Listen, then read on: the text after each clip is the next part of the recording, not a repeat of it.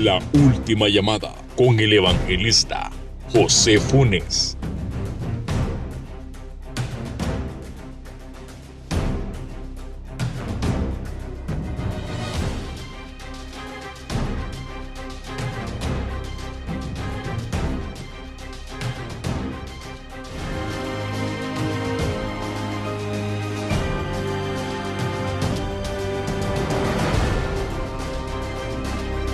La última llamada. Buenas tardes, amado pueblo del Señor. Reciban un caluroso saludo en esta preciosa tarde. A nombre de su servidor, el evangelista José Funes, ministerio La Última Llamada. En medio de una sociedad que cada día se aleja del Señor, en medio de un pueblo que cada día rechaza las virtudes, la misericordia, la gracia de nuestro gran Dios y Salvador, el Señor, en su misericordia y en su amor, nos está brindando una última llamada. Sean todos bienvenidos una vez más, amado pueblo del Señor. Quiero darle gracias, infinitas gracias a todos mis amados hermanos y amigos que están entrando a esta transmisión que estamos haciendo en vivo. Le quiero dar gracias al Eterno por su bendición, su glorioso amor, por lo que estamos haciendo. Esta es la primera transmisión que estamos haciendo con nuestro canal Ministerio La Última Llamada, y estamos en esta oportunidad, estamos en vivo a través de Facebook Live, a través de Radio La Última Llamada y a través de lo que es la grabación para la televisión. Así que queremos darle la bienvenida a todos y cada uno de ustedes, amados hermanos, en Facebook. Gracias por esperarnos este tiempo.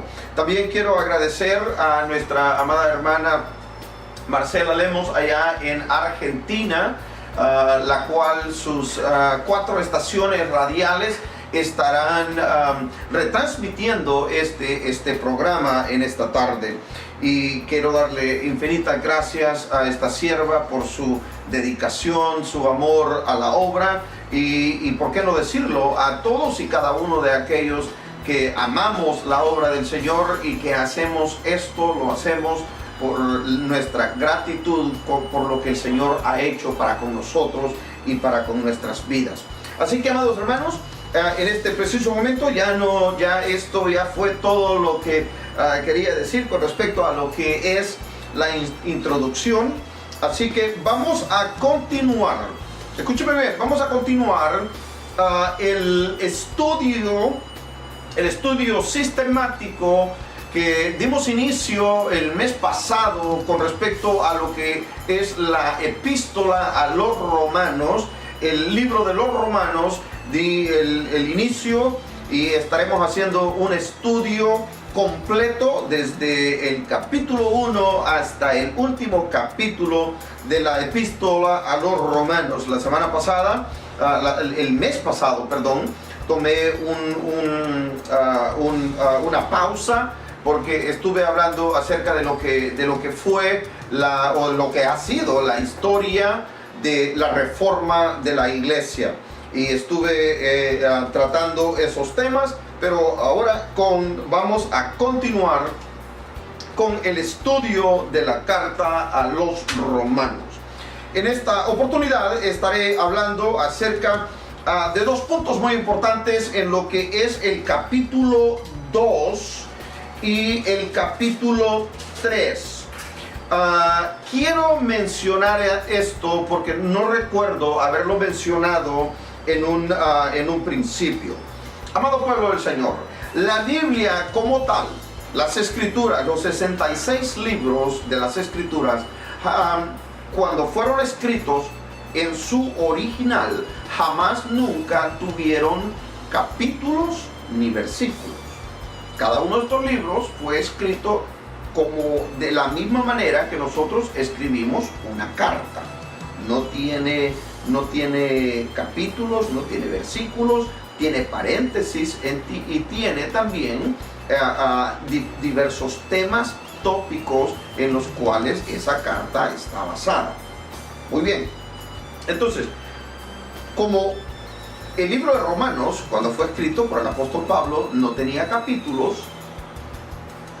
Los que introducieron capítulos y versículos a la Biblia hicieron todo lo posible para encerrar en cada uno de estos capítulos los diversos tópicos y temas. Mas sin embargo, hay muchas cosas que no se pueden ver desde un punto de vista literal con respecto a lo que es un capítulo, donde comienza el versículo 1 hasta el versículo final de ese capítulo. Por esa razón es que en este tema en particular es muy importante de que hagamos una referencia a lo que es el trasfondo, el contexto de lo que es el capítulo 2 en sí. El capítulo 2 nos habla de dos temas o dos tópicos pero muy importantes. Uno de ellos siendo lo que es la religión y la justicia propia. La religión y la justicia propia es el primer segmento, el primer tema de este capítulo número 2. Y al final del capítulo número 2 y entrando en parte del capítulo número 3, nos habla de lo que es la ley, el apoyo que el pueblo israelita, el pueblo judío, tomó con respecto a lo que es la ley. Entonces estaré hablando de dos cosas muy importantes, esenciales con respecto a lo que es el libro de Romanos. Estaremos hablando de la religión y de la ley. Muy bien. Comenzaré dando la lectura. Y esto lo vamos a comenzar en el capítulo 1. En el capítulo 1, versículo 32 en adelante. Porque esto cuando fue escrito, no tenía capítulos ni versículos. Entonces vamos a dar un enlace para poder entrar al primer punto, que es la religión o justicia propia. Muy bien. Versículo 32 del capítulo número 1 es el que estaré tomando la lectura. Quienes, habiendo entendido el juicio de Dios, que los que practican tales cosas son dignos de muerte, no solo las hacen, sino que también se complacen con los que las practican. Por lo cual eres inexcusable, oh hombre, quien quiera que seas tú que juzgas, pues en lo que juzgas a otro, te condenas a ti mismo, porque tú que juzgas, haces lo mismo. Mas sabemos que el juicio de Dios contra los que practican tales cosas es según verdad. Quiero hacer un énfasis en esto de esta palabra, a donde dice según verdad, y esto quiere decir que es correcto o que está correcto y perfecto. Versículo 3. Y piensas esto, hombre, tú que juzgas a los que tal hacen y haces lo mismo, tú escaparás del juicio de Dios, es la pregunta que el apóstol hace. O menospreciáis las riquezas de su benignidad, paciencia y longanimidad, ignorando que su benignidad te guía al arrepentimiento. Pero tu dureza y por tu corazón no arrepentido atraerás para ti mismo ira para el día de la ira, de la revelación del justo juicio de Dios, el cual pagará a cada uno conforme a sus obras. Vida eterna a los que, perseverando en bien hacer, buscan gloria y honra e inmortalidad. Pero la ira y el enojo y los que son contenciosos y no obedecen a la verdad, que no obedecen a la injusticia. Hasta ahí quiero terminar por el momento con respecto a lo que estaré hablando en primer lugar. En esta preciosa tarde, amados hermanos, quiero hacer un énfasis en lo que es la religión. ¿Qué es el producto o lo que produce un corazón religioso? En otras palabras, ¿qué es lo que un hombre, una persona, un ser humano, llámese joven, llámese anciano, llámese hombre, llámese mujer, qué es lo que produce en el ser humano un alto nivel religioso? Por lo general, y para comenzar y dar una mejor ilustración, quiero mostrar lo que en sí religión es. Religión no es ir a la iglesia. Religión no es decir que eres evangélico. Religión no es ninguna de esas cosas. Religión es la búsqueda de Dios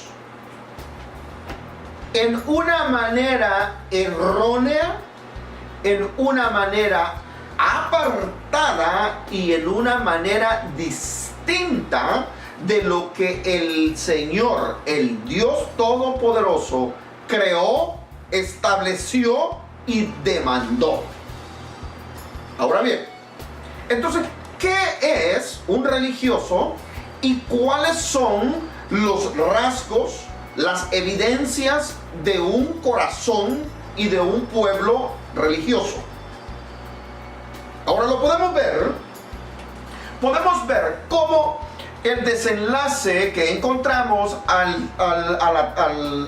la conclusión del capítulo 1, comenzando el capítulo 2 del libro de Romanos, cómo el apóstol Pablo viene hablándole a este pueblo, y no solo al pueblo romano, sino que a nosotros, a la iglesia del Señor, a nosotros hoy en día. Nos viene hablando y nos dice de que cómo es posible de que nos conocimos, entendimos quién era Dios, quién era nuestro creador, quién era el pueblo judío en este caso. Mas sin embargo, la jactancia de que ellos eran y fueron el pueblo escogido de Dios, el pueblo que el Señor escogió por su gracia y su misericordia para que fuese el pueblo apartado del mundo, por el cual el Dios Todopoderoso, el único y verdadero Dios, pudiese llevar el mensaje de este Dios, la revelación del único Dios verdadero en todo el universo, teniendo en cuenta de que en medio de esa sociedad, en medio de estos 2500 años donde el pueblo judío se movió desde que el Señor eligió a Abraham para que fuese el padre de esta nación que un día él le llamaría Israel. Lo eligió para que él fuese una luz en medio de las tinieblas, para que ellos fuesen los portavoces del Dios verdadero en medio de una sociedad y de un mundo en el cual existían miles y miles de dioses.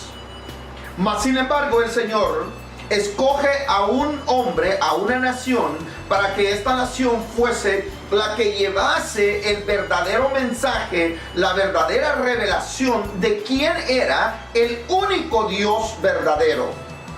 Por esa razón es que el Señor le habla a través de Moisés al pueblo de Israel, con lo que es conocido como el Shema israelita, el Shema de Israel, a donde el Señor les dice: oye Israel, Jehová tu Dios, Jehová uno es. Dando a entender de que en medio de esa sociedad habían miles de dioses y diosas.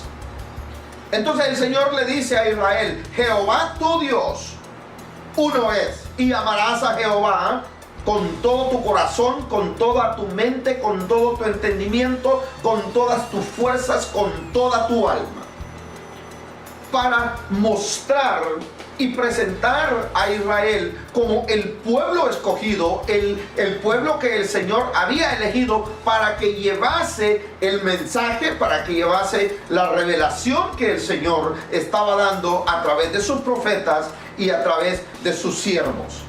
Ahora bien, entramos a lo que es el tiempo de Cristo. Ahora nos vamos a remontar de una vez a lo que es el tiempo actual.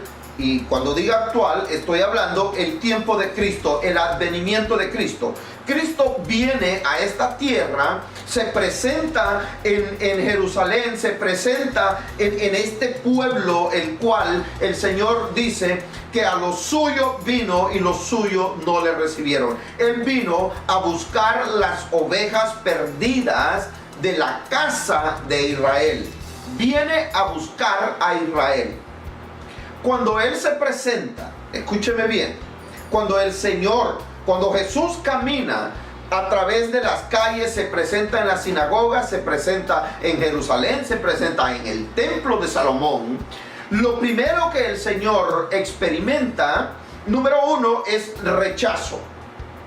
Número dos, el Señor experimenta ¿cuál es la palabra que busco en español? El Señor recibe el rechazo político, social y religioso. Esto es lo que el Señor recibe. Ahora, la pregunta es, si Él recibe un rechazo religioso, no tenemos que ser intelectuales, no tenemos que tener un alto nivel de intelecto para comprender y entender que los que lo estaban rechazando eran la misma religión. Porque en ese tiempo, para ese momento, la palabra eclesia o iglesia no existía. Eso lo encontramos más adelante en el capítulo 16 del Evangelio de San Mateo, cuando el Señor habla y hace una referencia por primera vez a lo que es la eclesia. Ahora bien, el Señor recibe un rechazo religioso. Y es obvio que ese rechazo religioso viene a través de la religión establecida, lo que se conocía, se sigue conociendo como el judaísmo. Esa era la religión establecida para la nación y el pueblo de Israel. Ahora bien, Él recibe este rechazo de los judaizantes, de los religiosos de aquel tiempo. En primer lugar, cuando Él se presenta ante ellos para presentar su mensaje, su evangelio, su palabra, lo primero que Él encuentra en este grupo de religiosos, además del rechazo, Él encuentra hipocresía. Por esa razón es que el Señor, no solo el Señor, sino que Juan el Bautista, antes de que el Señor se lanzara en su ministerio, en sus 3 años y medio de ministerio, Juan el Bautista comienza este poderoso ministerio porque Juan era el que venía a abrir la brecha, a abrir el camino para que entrara el Rey de Gloria, para que entrara Cristo como el Mesías prometido a la nación de Israel. Ahora bien, Juan el Bautista comienza a hablarles y a darles nombres específicos a este grupo de religiosos. Juan el Bautista los llama víboras, los llama hipócritas, los llama sepulcros blanqueados, y les dice: ¿quién les enseñó o quién les ha enseñado a escapar de la ira venidera, de escapar de los juicios de Dios? Ahora Jesús, cuando se presenta en el escenario, Jesús comienza con el mismo mensaje. 1, arrepentidos y convertidos. 2, Él comienza a señalar lo que Él está viendo, lo que ellos están representando, lo que ellos están no solo representando, sino que mostrando ante el mundo entero. Y están mostrando, número 1, hipocresía. Estaba mostrando doble cara. Estaba mostrando una arrogancia enorme. Por esa razón es que el Señor mismo también se refiere a ellos y los llama a ellos hipócritas, generación de víboras.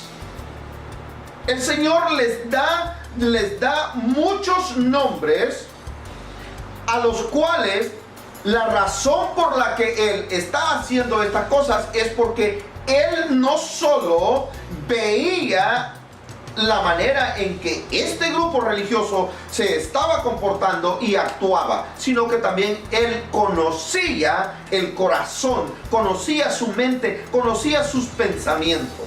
Por esa razón, Jesús se refiere a ellos y les dice que no sean hipócritas como los fariseos.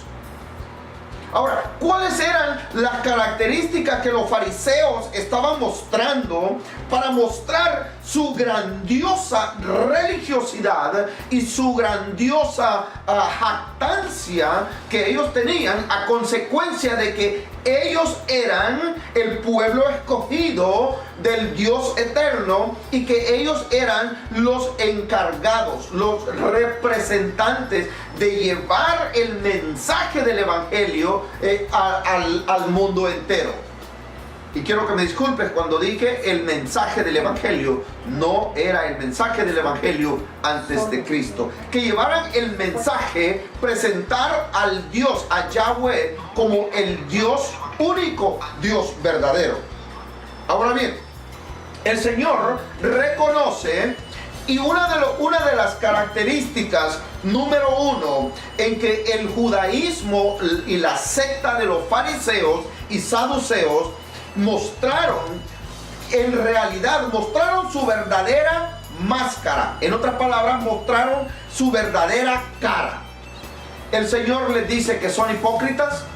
El Señor exhorta a sus discípulos, a sus seguidores, que no fuesen como los fariseos, que solían sentarse en las reuniones, en las primeras bancas, para ser vistos de los hombres, que solían presentarse en las terrazas y en los parques. Esa no es la palabra que se usaba en aquel tiempo, pero ellos solían presentarse en los lugares públicos a orar a alta voz para ser vistos y ser escuchados. Solían presentarse en la sinagoga y comenzar a clamar y decir: te doy gracias, Señor, de que yo no soy como este publicano, de que yo no soy como el romano, que yo no soy como los gentiles, yo soy diferente.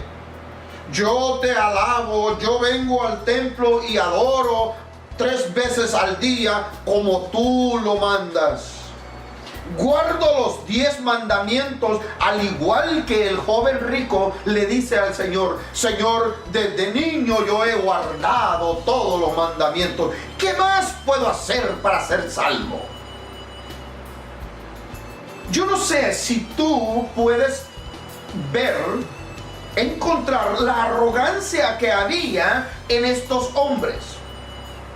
En el escriba, en el fariseo que estaba adorando en el templo, menospreciando al pecador y exaltándose a sí mismo. No sé si puedas ver la arrogancia que había en este joven rico cuando le dice al Señor, escucha bien, le dice al Señor: Señor, yo todas esas cosas las he guardado. Y no solo las he guardado, sino que las he guardado desde niño. En otras palabras, le dijo al Señor: Señor, yo soy perfecto. Yo no peco, yo soy perfecto ante Dios. El Señor nomás le dice, le da un mandamiento y le da una palabra. Y le dice: vende todo lo que tienes y dárselo a los pobres y sígueme. Entonces el Señor, conociendo la arrogancia, conociendo la jactancia, la justicia propia. Eso, amados hermanos, se llama justicia propia. Están adjudicando justicia hacia sí mismos, ¿basado en qué? La pregunta es: ¿cómo tú puedes adjudicarte justicia a sí mismo? Nomás hay una razón. Nomás hay una razón lógica, bíblica y racional. Y esa razón es de que tu justicia viene por las obras que tú haces. Escúchame bien, y quiero que no me malentiendan en este punto. Algo muy importante a entender es un ejemplo. Les voy a dar un ejemplo. El ejemplo de la hermanita y el hermanito, que son tan religiosos. Ellos son tan religiosos que nomás se paran en un lugar y leen un versículo de la Biblia. Hay muchos de ellos que no pueden leer un versículo de la Biblia en público sin hablar lenguas. No pueden hacer una oración por un enfermo, por un inválido, por alguien que necesita ayuda en la calle, si no están hablando en lenguas. No pueden hacer absolutamente nada que tenga que ver con la palabra de Dios sin hacer un acto religioso innecesario. Sí, ¿me escucharon bien? Innecesario. Podemos leer su palabra. Podemos hacer una oración por un enfermo en la calle, a donde se encuentre, por una persona endemoniada. Y cuando tú oras, el hermano del Señor Jesús dijo que la oración del justo, ¿qué dijo? La oración del justo tiene poder. Entonces, la justicia propia es lo que el religioso se adjudica. Yo ayuno una vez a la semana. Oh no, hermano, yo ayuno 2 veces a la semana. Y luego sale el otro más religioso todavía y dice: yo ayuno 3 veces a la semana. En otras palabras, esta gente pasan muriéndose de hambre todo el tiempo. Ahora, ¿estoy diciendo que no hay que ayunar? Absolutamente no. Lo que estoy diciendo es que si tú ayunas, si estás en ayuno, ¿para qué me lo dices a mí? ¿Para qué se lo dices a los hermanos en la iglesia? ¿Para qué lo publicas en Facebook? Cuando haces esas cosas, tú no ayunaste, aguantaste hambre. Porque el Señor mira y entiende el propósito y la razón por la cual lo estamos haciendo. Entonces, ellos les gustaba orar en las plazas, les gustaba orar en los lugares públicos, y no solo les gustaba orar, sino que oraban a voz alta. ¿Por qué? Querían ser escuchados, querían ser oídos, querían que la gente se diera cuenta que el hermano fariseo ahí está en la plaza orando, y viera cómo ora. Ese hombre es tan elocuente cuando ora. Él ora y expulsa demonios y hace tantas cosas, y habla en lenguas y danza y hace un show completo. Eso era lo que estaba sucediendo en los tiempos de Jesús. Por esa razón Jesús le dice a sus discípulos, a propósito, Jesús le dice a sus discípulos: y cuando ayunes, porque ustedes saben, déjenme hacer un paréntesis aquí. Ustedes saben que los tanto los saduceos como los fariseos, ellos tenían su tiempo en cuando ellos ayunaban. Ellos ayunaban los martes y ayunaban los jueves. Si los fariseos ayunaban los martes y los jueves, los saduceos ayunaban el miércoles y el viernes. Y todo este tipo de ¿cómo se llama? De pleito o de comparación ministerial. ¿Por qué? Porque ellos querían ser reconocidos ante el pueblo. A ellos lo que les importaba era que el pueblo se diera cuenta cuán religiosos ellos eran. Cuántas veces oraban, cuántas veces ayunaban y cuántas veces iban a la plaza a orar en público. Eso era lo que a ellos les gustaba. Entonces Jesús mira esta actitud y por esa razón le dice a sus discípulos: cuando ayunen, no seáis como los fariseos, hipócritas. No salgas a la calle con una cara de hambre. Te miras así como que ya te vas a morir. ¿Por qué haces eso? Porque quieres que la gente te pregunte: ay, hermanito, ay, hermanita, ¿y qué le pasa? La miro bien demacrada, lo miro bien demacrado, siervo. Ah, siervo, estoy en mi día 25 de mis 40 días de ayuno. Estoy en mi día 38 de mis 40 días de ayuno, siervo. Ya aguantaste hambre por 35, 25, 4, 5, 6 días. La gente no tiene que saber. Por eso el Señor les dijo a los religiosos que eran unos hipócritas, y por eso el Señor le dijo a sus discípulos que se peinaran, que se pusieran aceite sobre su pelo cuando ayunaran. ¿Por qué? Que mostraran una cara de felicidad, para que nadie les preguntara: ay, hermanito, me parece que tiene mucha hambre, ¿no ha comido? Oh, no, hermana, estoy bien, es que estoy feliz y contento, estoy alegre. La hermanita, el hermanito no necesita saber de que tú tienes 2 días de ayunos, o que estás en 3 días de ayuno, 4 días de ayuno, 5 días de ayuno. Pero si sales a la calle con la intención de que todos te miren con la cara larga y que ya te estás muriendo, y vas diciéndole al medio mundo, lo publicas en Facebook, haces un video de tu ayuno, hasta haces un video cuando estás orando, ya aguantaste esa hambre. Te vas a enfermar del estómago. Estás aguantando hambre y al Señor no lo estás complaciendo con tu actitud. Esas son las actitudes de un religioso, de lo que produce la religión. El Señor es más extenso y llega y le dice a sus discípulos que un poquito de levadura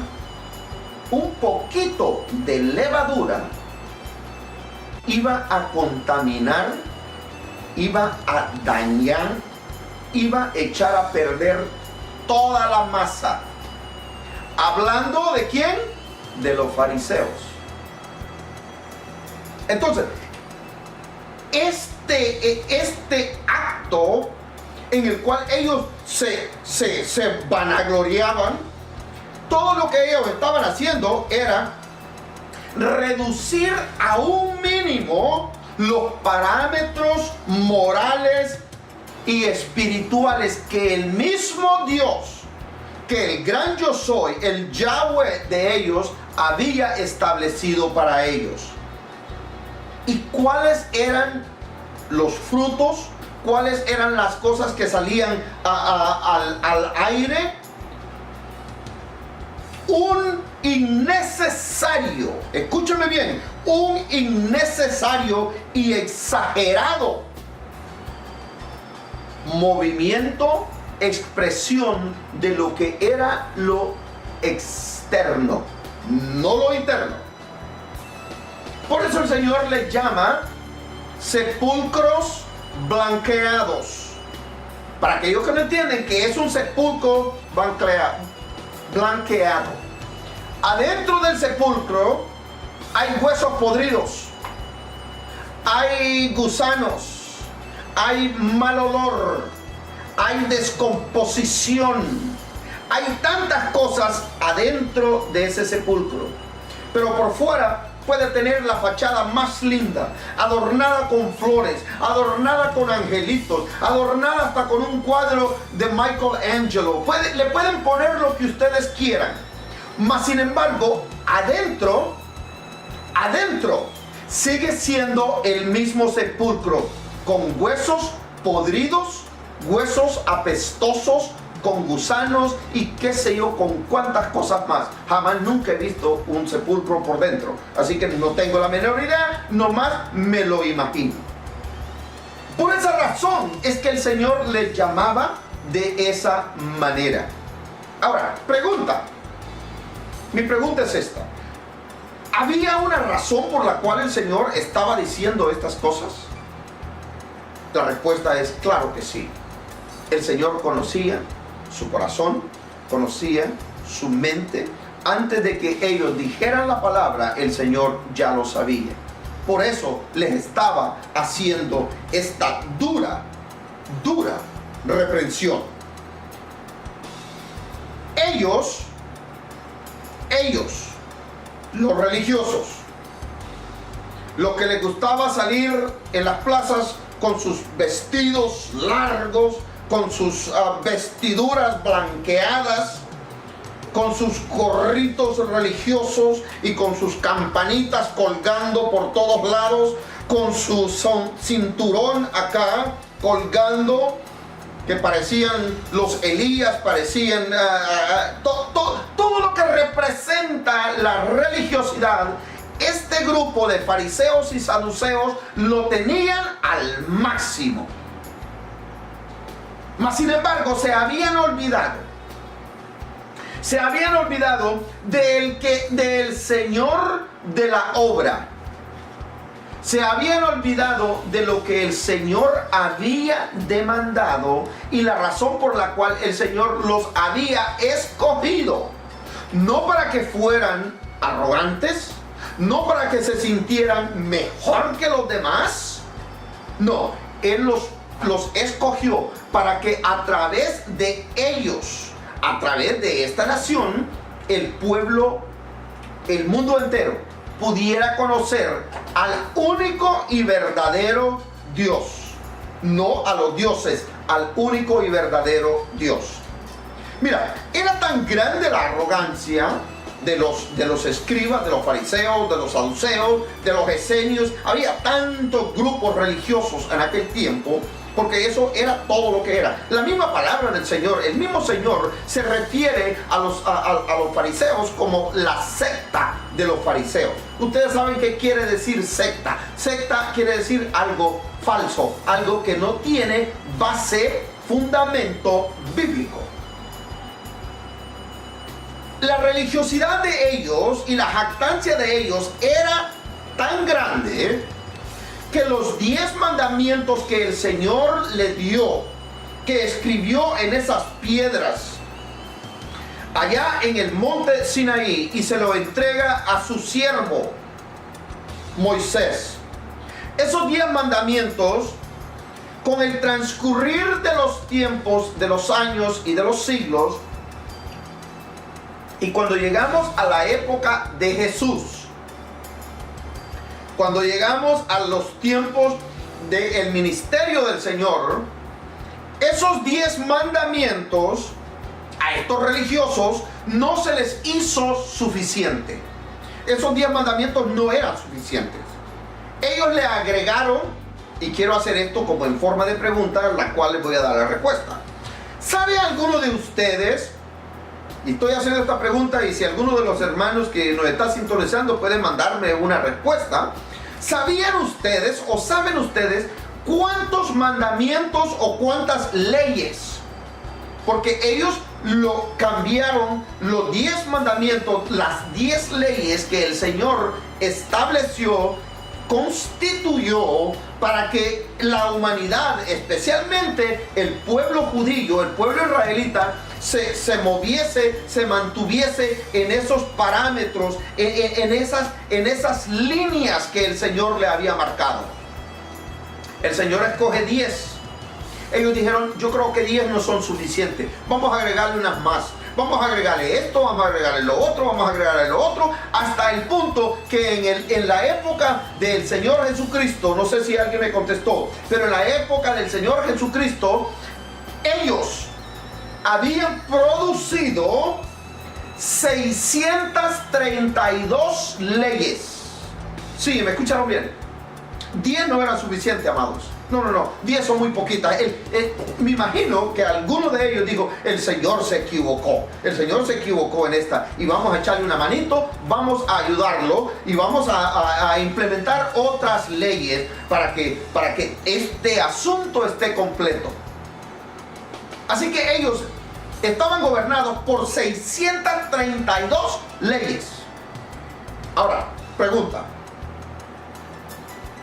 ¿Alguno de ellos cumplía con todas estas leyes? La respuesta es no. Absolutamente no. Nadie puede cumplir las leyes porque la ley no trae justificación. Ahora bien, lo que es la gracia común. ¿Qué es la gracia común? Lo que el Señor presenta a este pueblo duro de cabeza. Son unos cabezones. Son unos brutos. Espiritualmente hablando, ellos estaban brutos, cerrados. Se presenta el Mesías. Se presenta el unigénito Hijo de Dios ante ellos. Y ellos no le conocen, ellos lo rechazan, ellos lo vituperan, ellos lo condenan, ellos lo crucifican. Ay, hermano, es que fueron los romanos los que crucificaron al Señor.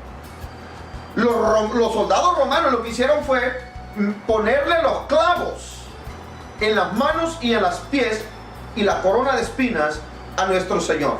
Eso fue lo que los romanos hicieron. Los romanos no crucificaron a Jesús. Los judíos, desde el punto de vista bíblico teológico, no son los que crucificaron a Jesús. Lo que llevó a Jesús a la cruz del Calvario fue mi pecado y tu pecado. Eso fue lo que llevó a Jesús a la cruz. Había una tan sola manera y una tan sola forma en la cual y por la cual nuestro Dios Todopoderoso, Dios Padre, iba a estar conforme, iba a aceptar un sacrificio, y ese sacrificio era la sangre de su unigénito Hijo, el Hijo de Dios.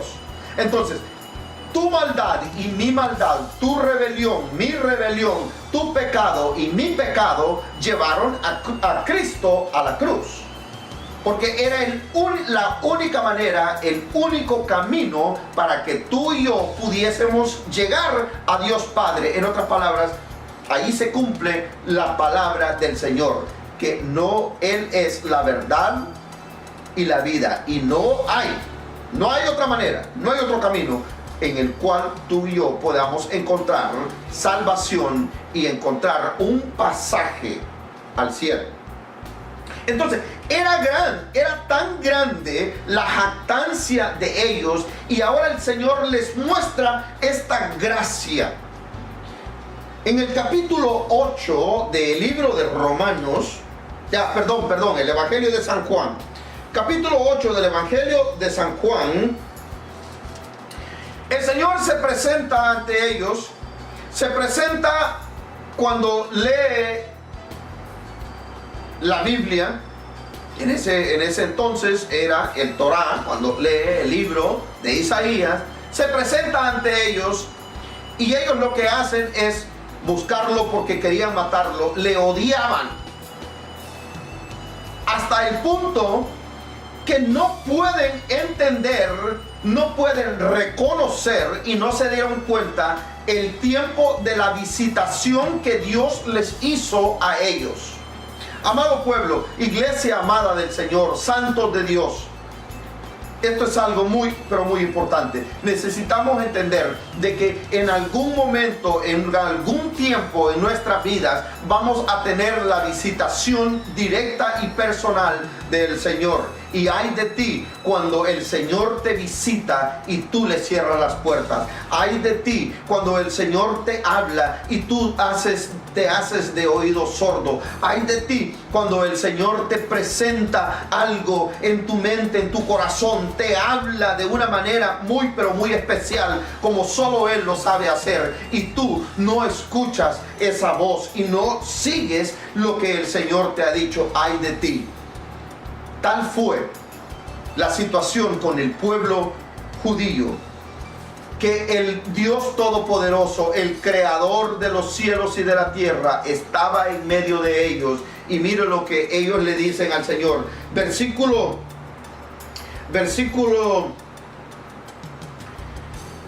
25 del capítulo 8 del libro del Evangelio de San Juan. Entonces le dijeron: ¿tú quién eres? Escúcheme bien. Estas son palabras que las podemos tomar de diversas maneras. Pero estas son palabras humillantes, repugnantes. Estas son palabras que pueden ofender a cualquier persona. Cuando ellos le dicen: ¿tú quién eres? Entonces Jesús les dijo: lo que desde el principio os he dicho. Lo que desde el principio os he dicho. En el principio era el Verbo, y el Verbo era Dios, y el Verbo era con Dios. Ese Verbo vino, se encarnó. Desde lo que desde el principio os he dicho. ¿A poco lo que el profeta, el sacerdote Zacarías, dijo en el momento que le presentan al niño Jesús, al recién nacido Jesús de 7 días de edad?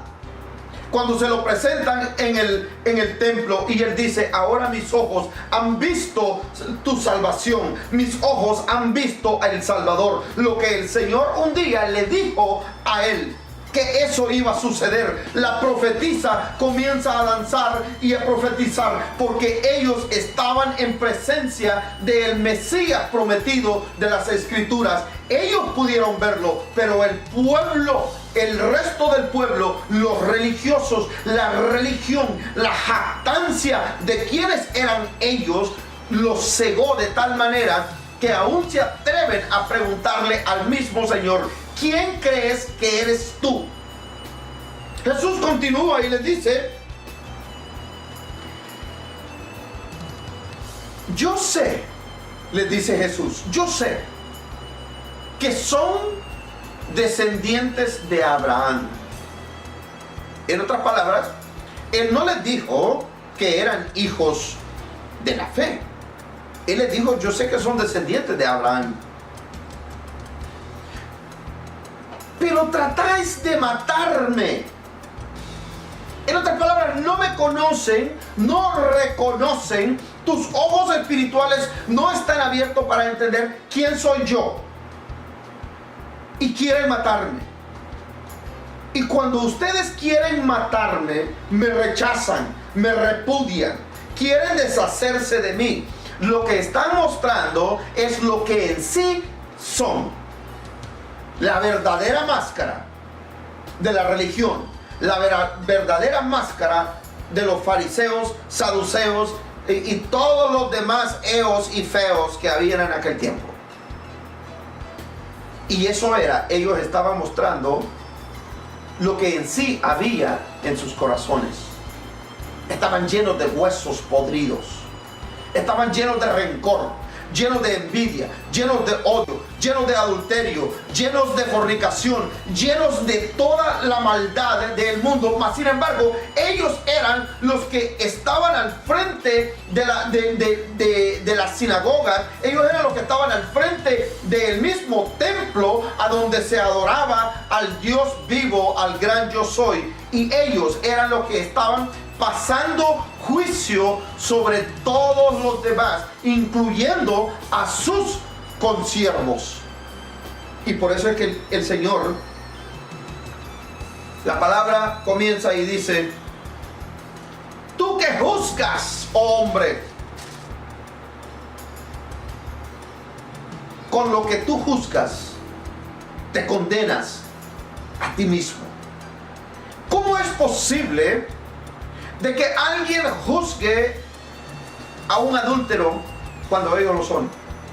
¿Cómo es posible de que tú juzgues a alguien que aprovecha el evangelio, hace de la fe cristiana un negocio personal, un negocio lucrativo?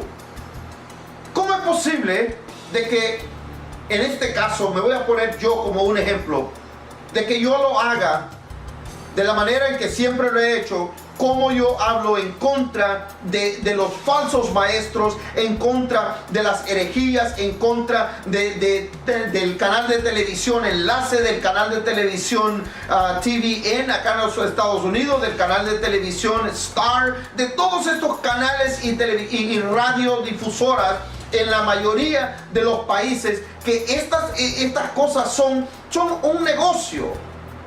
Entonces, ¿cómo es posible de que yo esté juzgándolo a ellos si yo me presento acá con ustedes y comienzo a pedirles diezmos, a pedirles ofrendas, a pedirles dinero? Esto era lo que estaba sucediendo.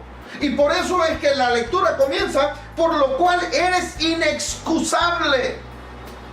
Ellos eran, recuerden que es necesario que siente las bases en esto. Es necesario que entendamos que era el mismo clérigo religioso del templo, los encargados y los dueños de vender las palomitas para el sacrificio, de vender los becerros y los cabritos y todo lo que se necesitaba para los sacrificios del templo.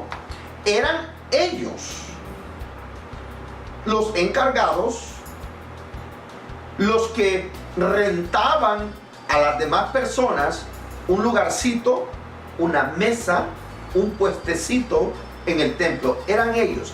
¿Quiénes eran los que se estaban beneficiando monetariamente de todo este sistema religioso? ¿Quiénes? Ellos, fariseos y saduceos. Eran ellos los que le vendían a todos los grupos que peregrinaban de diversas aldeas y lugares y ciudades en Israel para venir a Jerusalén una vez al año en el mes de la Pascua, a celebrar la Pascua, para presentar un sacrificio por cada familia. Muchos de ellos traían sus animalitos, sus palomitas, sus gallinitas, qué sé yo qué más traían. Y cuando ya llegaban al templo, se les había quebrado una pata, se les había quebrado una ala, qué sé yo. Entonces, ¿qué era lo que hacían? Llevaban el animalito y se lo presentaban al sacerdote y le decían: hermano sacerdote, écheme la bendición. Yo no sé si hacían eso, me estoy burlando.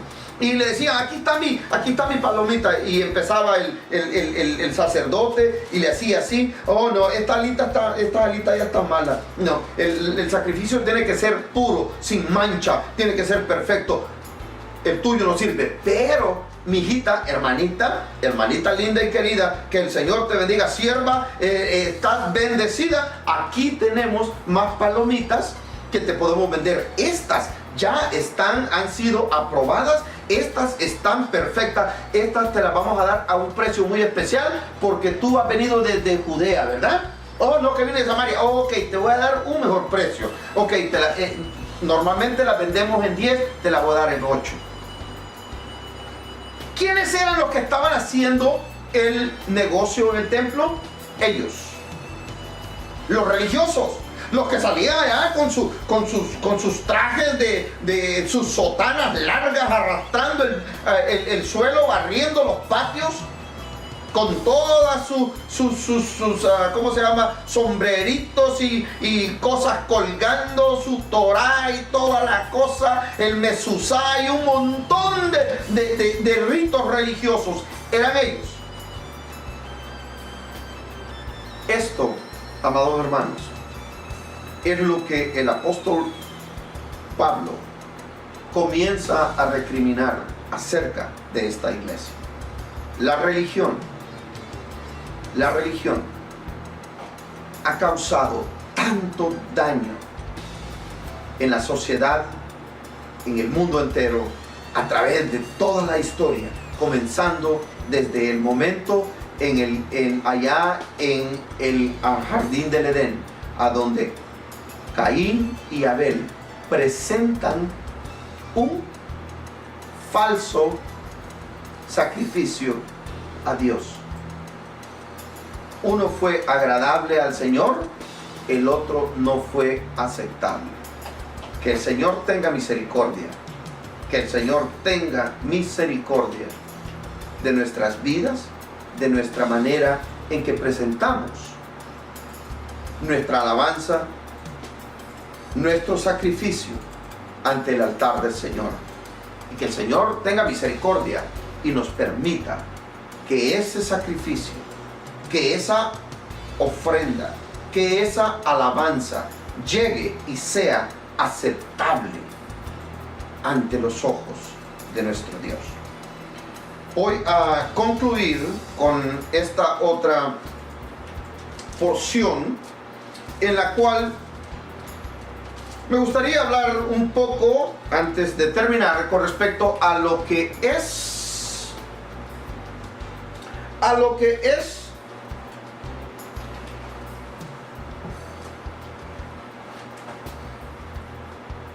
los resultados de la ley, los resultados de protegerse bajo una ley que, de acuerdo a las escrituras, desde un principio, la ley jamás nunca justificó, santificó o regeneró a nadie.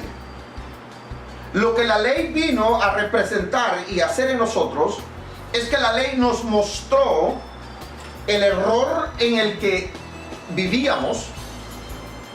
La ley nos mostró la falta que había en nosotros para que pudiésemos llegar y ser compatibles con los mandamientos y los requisitos morales, sociales y espirituales ante Dios. Como nación, Israel fue puesta para que ellos fuesen los que iban a representar, a revelar al único y verdadero Dios ante la sociedad. Estamos hablando socialmente hablando. Ellos iban a ser los que iban a representar y a revelar al único y verdadero Dios. Porque habían dioses hasta para tirar para arriba. En cada pueblo, en cada nación, en cada reinado, en cada tribu, habían cientos, miles de dioses. Mas sin embargo el Señor le dijo a su pueblo que Él era uno y que no había otro Dios afuera de Él. Y lo que estos hombres, lo que la ley hizo con ellos, les contaminó el corazón de tal manera que se apoyaron en la ley para justificar y tomar por sí una justicia propia. Se adjudicaron algo que no les pertenecía a ellos, y eso era la justicia divina de Dios. Y eso es, amados hermanos, lo que la religión, no hay una tan sola religión en el mundo entero que no esté basada en el hecho de que tú tienes que hacer méritos para ganar el favor y la justicia de Dios. No hay una religión. El catolicismo romano, todo está basado en obras. ¿En cuántas veces has ido a prenderle candelas a la Virgencita? ¿En cuántas veces has ido de rodillas caminando a la Basílica de San Pedro, a la Basílica de Santa Tiburcia, Santa Macarena, como tú le quieras llamar? ¿Cuántas veces has ido a confesarte con el curita, que muchas de las veces, especialmente van en la mañana, él está todavía bien crudo de la borrachera que se puso la noche anterior? La religión musulmana de igual manera, todo está basado en obras, en lo que tú haces. La religión hindú de la misma manera. Todos ellos están basadas, todas las religiones están basadas en lo que tú haces, no en lo que el Señor hizo. Y esto es lo que los saduceos y fariseos, los religiosos de aquel tiempo, era lo que ellos estaban mostrándole al Señor. Nosotros somos descendientes de Abraham, nunca hemos sido esclavos. El Señor le dice: el que peca es esclavo del pecado, y Dios, la verdad de Dios, la justicia de Dios no ha llegado. Somos justificados. El capítulo 5 del libro de Romanos nos habla, dice: justificados pues por la fe, tenemos paz para con Dios por medio de, no por medio de la ley, no por medio de las buenas obras, por medio de Jesucristo. Somos justificados por la fe para con Dios a través de Cristo. El cristianismo es la única, y no le voy a llamar religión porque el cristianismo no es religión. El cristianismo es una regeneración de religiosos que en algún tiempo creímos a cualquier otra cosa menos a la verdadera palabra del Señor. Lo que encontramos en este libro, verdades absolutas. Entonces, el cristianismo es el único sistema en el cual nosotros no te presentamos salvación, no te presentamos un camino al cielo, no te presentamos una manera de cómo ser salvo, sino es a través de Cristo, y como dice Pablo, y a este crucificado. La muerte de Cristo en esa cruz del Calvario es lo que nos ha dado la victoria, nos ha dado la vida eterna, nos ha dado paz y nos ha dado el camino al cielo. El camino, una vez más, al Dios Todopoderoso, de donde nosotros fuimos creados. Ninguna otra religión te presenta este mensaje. Todas las religiones, sin excepción alguna. Tú llegarás a la eternidad. No sé, muchas de ellas ni siquiera te hablan de eso. Pero tu estado eterno está basado en lo que hagas en la tierra. Y si no tuviste mucho tiempo, el Señor te da, el Dios de ellos, no el Dios de nosotros, te da una chance y vas a regresar a este mundo convertido en una vaca, en un toro, en una mula, en un mulo, en un perro, en una perra, qué sé yo. Mas sin embargo, el Señor le dijo estas palabras, y con ello voy a dar final a esta transmisión. El Señor le dice estas palabras al pueblo de Israel a través de los labios del profeta Jeremías y Isaías. Lo encontramos en el capítulo 42 y versículo 6. Yo, Jehová, te he llamado en justicia y te sostendré por la mano. Te guardaré y te pondré por pacto en el pueblo, por luz de las naciones, para que abras los ojos de los ciegos, para que saques de la cárcel a los presos y de casas de prisión a los que están en tinieblas. Amados hermanos, El apóstol Pedro lo pone de otra manera y dice que nosotros fuimos sacados, trasladados de las tinieblas a su luz admirable, con un propósito, y ese propósito es para que anunciemos las maravillas del que nos sacó de las tinieblas a la luz. Este es el mensaje del Evangelio: manifestar, testificar, pregonar, predicar de que no hay otro camino, no hay otra manera de alcanzar salvación. El único camino se llama Cristo. No es una religión, no es tu manera de ser, no son tus buenas obras, es la sangre que Cristo virtió en la cruz del Calvario. Amado pueblo del Señor, gracias, mil gracias a todos y cada uno de ustedes, a mis amados hermanos y amigos que nos han seguido en esta transmisión a través de Facebook, a través de la Última Llamada TV en línea, y los que nos estarán sintonizando en diversos canales de televisión. Estábamos grabando este programa para la televisión. El Señor les bendiga, el Señor derrame de su gracia, su misericordia sobre todos y cada uno de ustedes, sus vidas y sus hogares. Maranata.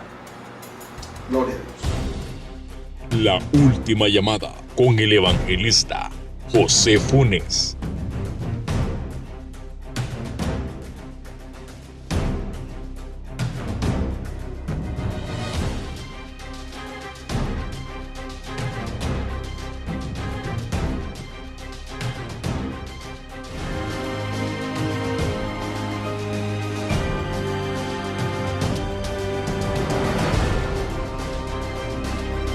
La Última Llamada